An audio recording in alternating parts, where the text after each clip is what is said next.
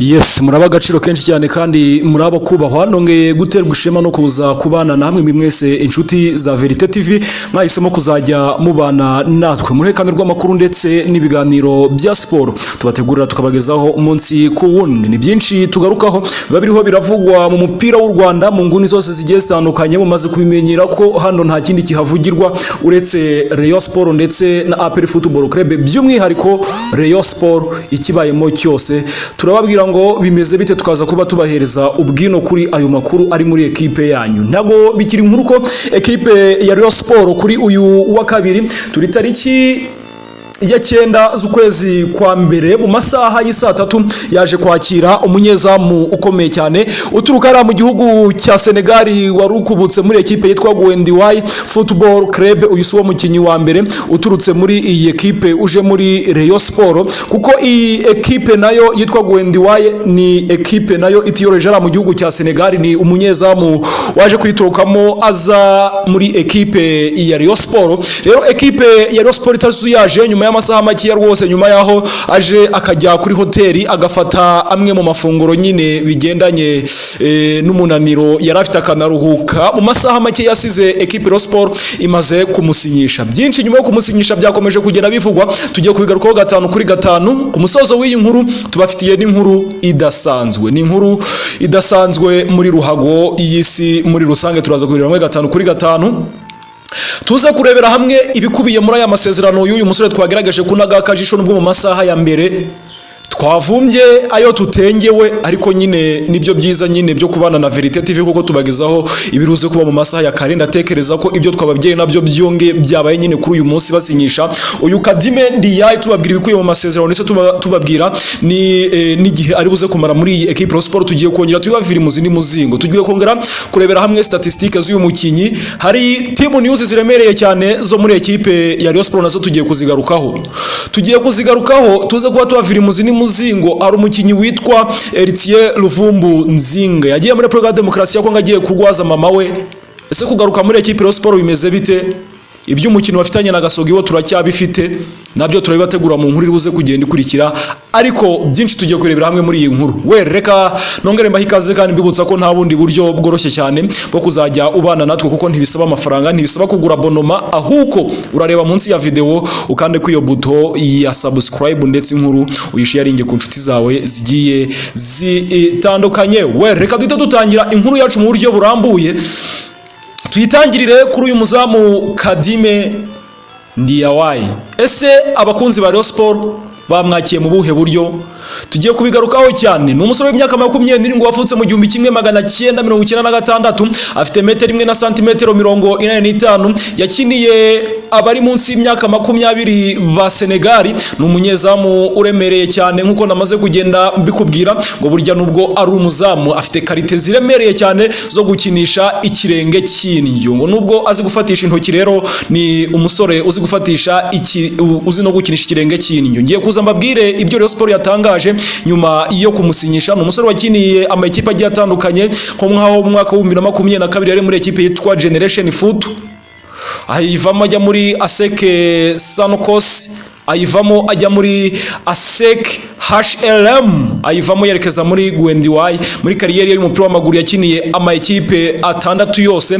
Iyi ekipe ni ya 7 ajemo ku myaka 27 y'amavuko. Ekipe Rayon Sport ni ekipe ya 7 ajemo muri kariyeri ye y'umupira w'amaguru. Ekipe ya Rayon Sport ikimara gusinyisha uyu musore, uyu munyezamu uje guhatanira umwanya n'uyu musore Simon Tamare ndetse na Tekimana Boneri. Ekipe ya Rayon Sport ikimara kumusinyisha yahise itangaza amagambo akomeye cyane. Ekipe ya Rayon Sport nyuma yo kubona ko ikeneye undi muzamu za gukompeta nuwo basanganwe Simon Tamare, kubwuko nyine witwa Adolphe yari yerekeje muri AS do Kigali. Amnyine ubwo yaramaze kubatera umugongo rwose akerekeza muri AS do Kigali.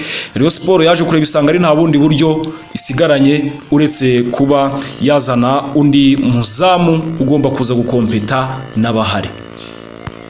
Ekipe Rayon Sport mu masaha make yasize hari ku isaha 11:15 nguryo saa 11:15 yari imaze gusinyisha uyu musore ndetse n'ikimenyimenyi inabitereka ku mbuga nkoranyambaga zose zigiye zitandukanye.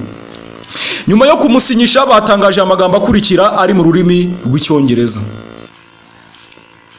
Rayon Sport ikimara kumusinyisha batangaje byinshi bigiye bitandukanye. Banateguza gasogi bagomba kuzacakirana amagambo akomeye. Ni amagambo batangaje mu rurimi rw'icyongereza aho bagize ati Rayon Sport has successfully secured the committed of the Senegalese goalkeeper who is fully prepared for upcoming match including the next fixture against Gasogi United.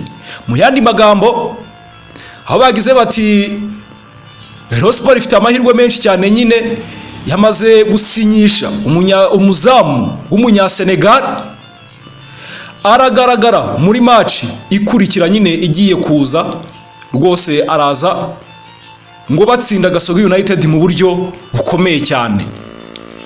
Ni ngutyo abariyo rwose baje guteguza Gasogi United ko baraza kuyihana bifashishije uyu muzamu ngo nta n'igihinutse rwose araza kuba habaye ndetse anakina umukino we wa mbere muri ikipe ya Rayon Sport. Abakunzi ba Rayon Sport bamwakiriye mu buryo bugiye butandukanye. Hariho waje arabaza ati ibi ngiye kubabwira ni biri ku mbuga nkoranyambaga ngo mutubwire impamvu hari abakinyi bataraza ngo bimeze bite. Hari amakuru agira kuri Verite TV reka mpite ngusubiza. Impamvu hari abakinyi bataraza barakibereye mu kiruhuko iwabo, ariko biteganyijwe ko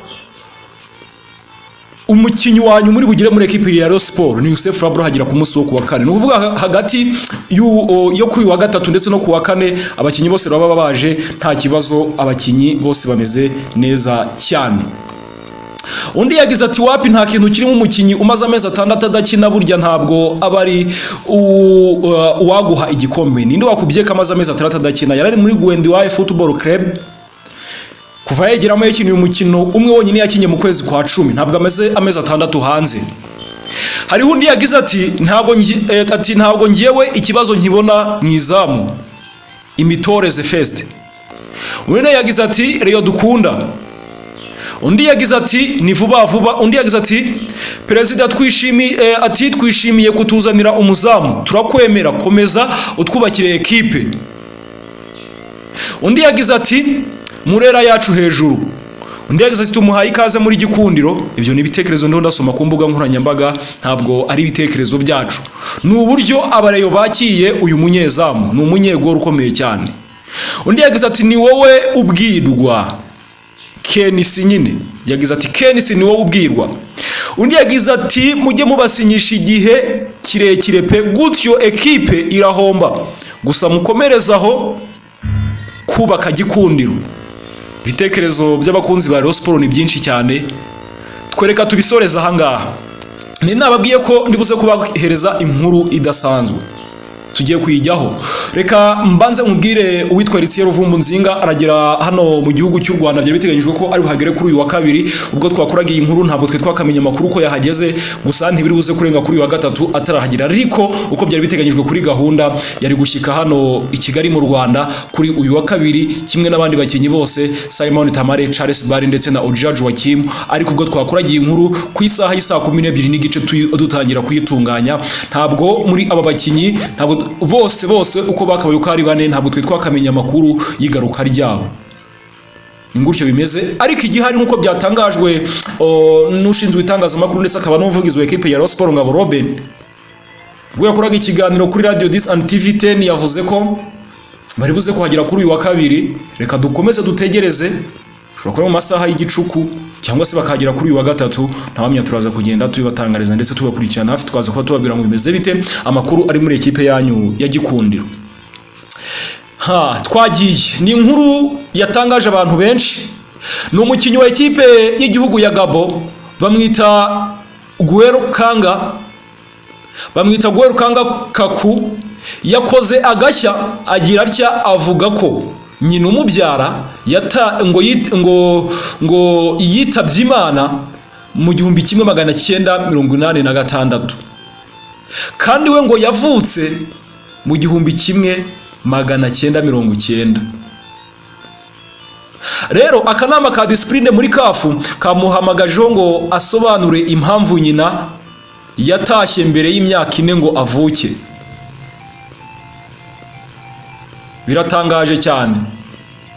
Hari umunyamakuru nanone nyuma yuko iyi nkuru imenyekanye nawe yanditse avuga ati hari umukinyi nzi nawe wigeze kuvuga ko yavutse nyamara icyo gihe yari afite umwana w'imyaka 7 ngo ndumva ari ibisanzwe kafu ngitagakwiye kubitindaho. Natureka tubigarukaho nka Verite TV. Ni ngute mama wawe yaba yaritabye Imana muri 46 ukavuka muri 90? Waba waravutse sute? Biragoye. Wenda ashobora kuba yaribeshye cyangwa se yaracitswe. Ni inkuru yakomeje gucanga abantu mu mitwe y'abantu benshi ndetse inashyiramo ihurizo. Twereka duse nk'abasoreza hanga tuzovuga ko ari makuru ari buze kubagezweho muri equipe ya Rayon Sport. Ariko sinigeze mbabwira nicyo kiza cyo kubana natwe kugeza ku musozo. Ese uyu mukinyi yasinya amezi angahe muri equipe ya Rayon Sport? Na amezi 6 twabigarutseho. Ikindi nanone arahabwa 1000 cy'umushahara. Arahabwa money extraction, amafaranga yo kwiyestara. No recruitment, nta recruitment ari buharubwe niyo makuru aturuka indani. Amafaranga ya money extraction ari buhabwe ngo ari hagati ya 3 ndetse na 3 n'igice. Niyo makuru ariho kugenda acicikana hirya no hino ku mbuga nkoranyambaga zigiye zitandukanye. Ubundi bakamukubita 1000 cya saleri buri kwezi. Niyo makuru ahari. Twereka ibya Kadim Ndiaye tubisoreza hanga tukurarikire gukurikira izindi nkuru zigiye zitandukanye. Amagambo akomeye Rayon Sport yamaze gutangaza kuri Gasogi United uretse ayatangaje bakimara gusinyisha Kadim Ndiaye, byose tugiye kubigarukaho 5 kuri 5. Nze kuba nkubwira ngo bimeze bite muri equipe yanyu mukunda kandi muri benshi. Wereka dusoreza hanga mukomeze mugira ibihe byiza, turabashimiye cyane.